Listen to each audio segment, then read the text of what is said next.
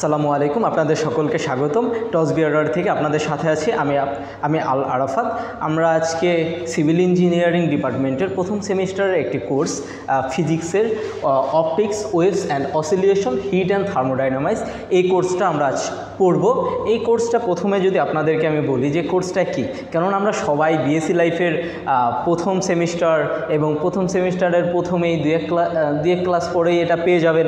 তারপর প্রথমে আপনাদেরকে পরিচিত করি যে কোর্সটা দ্বারা আসলে কী বোঝায়। প্রথম হলো অপটিক্স, যারা আমরা বাংলা অর্থ করে দাঁড়াইলে, বাংলা অর্থ যদি করি, অর্থটা দাঁড়ায় কি আলোকবিদ্যা। এবং পরে যেটা আছে ওয়েভসের সাথে আমরা খুব পূর্বে থেকেই আমরা পরিচিত।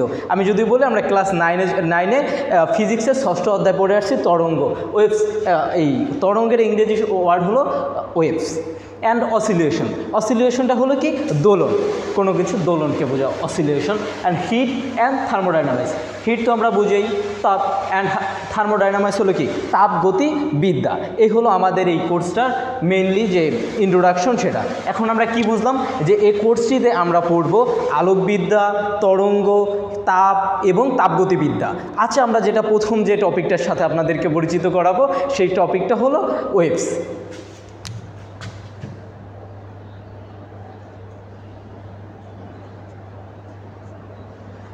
আমি দুঃখিত, আমার হাতের হ্যান্ডরাইটিংটা একটু খারাপ, এজন্য আমি দুঃখিত।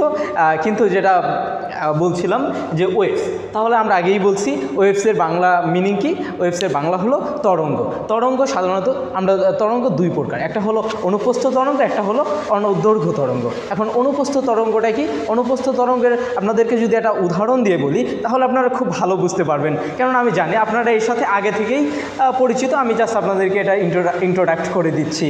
তা অনুপ্রস্থ তরঙ্গ, যেটা অনুপ্রস্থ তরঙ্গ হলো আলোর তরঙ্গ, অর্থাৎ যেটা কি লম্ব আকারে পড়ে, কোনো লম্ব আকারে যে বিস্তারটা ঘটে যেটা তাহলে আমরা কি বলতে পারি, এটা হলো আলোর, অর্থাৎ সূর্য কর্তৃক যেটা আসে। এবং আরেকটা যেটা আছে দৈর্ঘ্য তরঙ্গ। তরঙ্গটা কি, যেটা সমান্তরালি বিস্তারিত হয়। তার একটা যদি এক্সাম্পল বলি তো সেটা হলো কি শব্দ তরঙ্গ।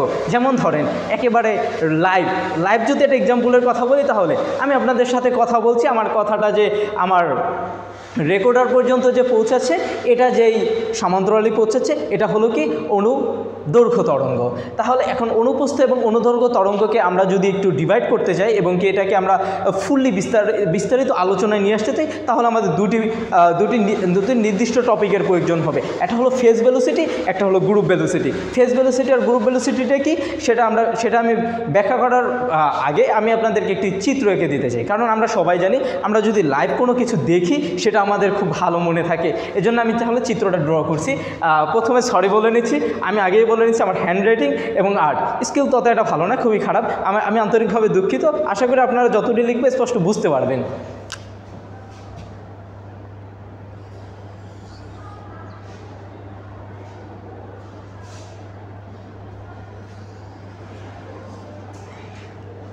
এই যে চিত্রটা আছে, এটাকে যদি আমরা একটি তরঙ্গ বিবেচনা করি তাহলে যেটা দাঁড়ায়, দেখেন আমরা একটু তরঙ্গ এরিয়াটা দিয়ে দিই, আপনারা আশা করি স্পষ্ট ক্লিয়ার বুঝতে পারছেন।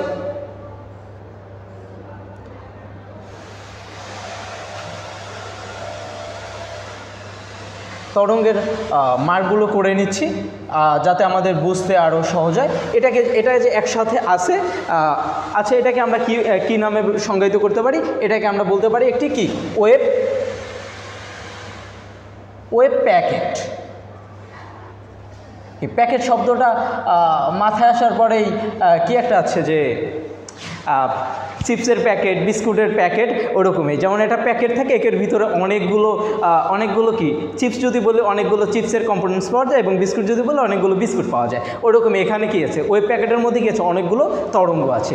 এখন এই যে এখানে তরঙ্গটা বলা আছে, আমরা এখানে যে তিনটা পার্ট আছে, যদি আমি ডিভাইড করি, তিনটা পার্টের মধ্যে আমি মধ্যের পার্টটা নিয়ে কথা বলি, কেননা এটা একটা সম্পূর্ণ। এখন দেখেন আমরা আগেই বলে নিচ্ছি ফেজ ভেলোসিটির ডিফাইনটা এখন করে নিই। ফেজ ভেলোসিটিটা কি? ফেজ ভেলোসিটি হলো কোনো একটা ইন্ডিভিজুয়াল আলোকরশ্মির যে বেগ, এটা হলো ফেজ ভেলোসিটি। এবং গ্রুপ ভেলোসিটিটা কি? গ্রুপ ভেলোসিটি হলো সম্পূর্ণ একটি আলোক গুচ্ছের যে বেগটা, এটা হলো কি, এটা হলো গ্রুপ ভেলোসিটি। তাহলে কি দাঁড়ায়? সিঙ্গেল যদি বলতে চাই যে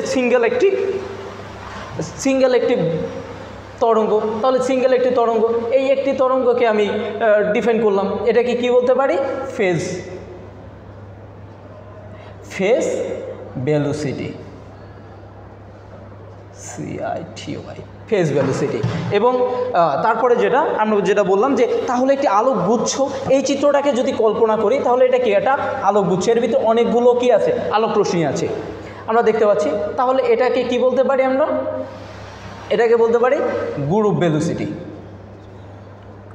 গ্রুপ ভেলোসিটি, গ্রুপ ভেলোসিটি। আশা করি আপনারা গ্রুপ ভেলোসিটি এবং ফেজ ভেলোসিটির টপিকটা বুঝতে পারছেন। এখন যেটা যাব, গ্রুপ ভেলোসিটি এবং ফেজ ভেলোসিটিকে আমরা ডিফাইন করব ম্যাথমেটিক্যালি যদি ডিফাইন করি ফেজ ভেলোসিটিকে, ভেলোসিটি অর্থাৎ বেগকে আমরা সাধারণত ভি দ্বারা প্রকাশ করে থাকি। তাই ভি এবং ফেজ ভেলোসিটি ছোট করে আমরা এখানেটা পি লিখে দিলাম। ফেজ ভেলোসিটি ডিফাইন করার জন্য আমরা তাহলে লিখতে পারি কি? Omega by K, omega by K. এরপরে যদি আসি গ্রুপ ভেলোসিটির বিষয়, গ্রুপ ভেলোসিটিকে যদি আবার ডিফাইন করি, গ্রুপ ভেলোসিটিটা কী দাঁড়ায়?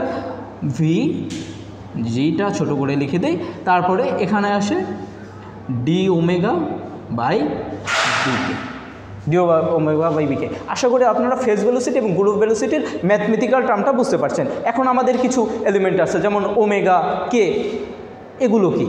এগুলো যে ওমেগা এবং কে, আমাদের যেহেতু বোর্ডের ওই সাইডে আর স্পেস ফাঁকা নেই, সেহেতু আমি এই জায়গায় লিখতেছি।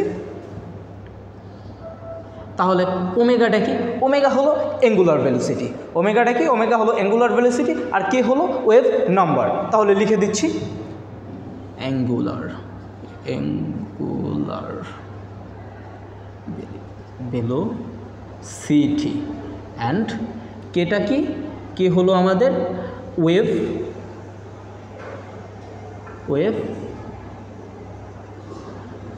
নাম্বার। আশা করি তাহলে আমাদের যে ওয়েভস অর্থাৎ তরঙ্গ কত প্রকার, তরঙ্গ প্রথমেই বলে নিয়েছিলাম, অনুপ্রস্থ তরঙ্গ, অনুদৈর্ঘ্য তরঙ্গ। তারপরে এই অনুপ্রস্থ তরঙ্গ এবং অনুদৈর্ঘ্য তরঙ্গকে যদি আমরা সম্পূর্ণ ডিফাইন করতে চাই, আমাদের দুটি টার্মের প্রয়োজন হবে।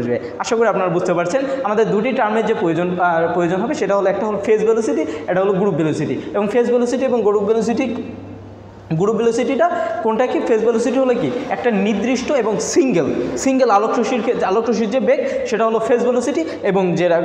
এবং অনেকগুলো আলোর যে একটা গুচ্ছ আকারে যে হয়, এই যেন যদি ওয়েভ প্যাকেটটার মধ্যে বিবেচনা করি, এখানে কিন্তু অনেকগুলো আলোকরশ্মি আছে। এই আলোকরাশি গুচ্ছ একসাথে সবগুলোর যে বেগ, সেটা হলো গ্রুপ ভেলোসিটি, যেটা এখন আমরা ফেজ ভেলোসিটিকে আমরা প্রকাশ করছি V P equal omega by K, এবং গ্রুপ ভেলোসিটিটা প্রকাশ করেছে V G equal D omega by D K. আশা করি আপনারা এই কনসেপ্টটা সম্পূর্ণ ক্লিয়ারলি বুঝতে পারছেন।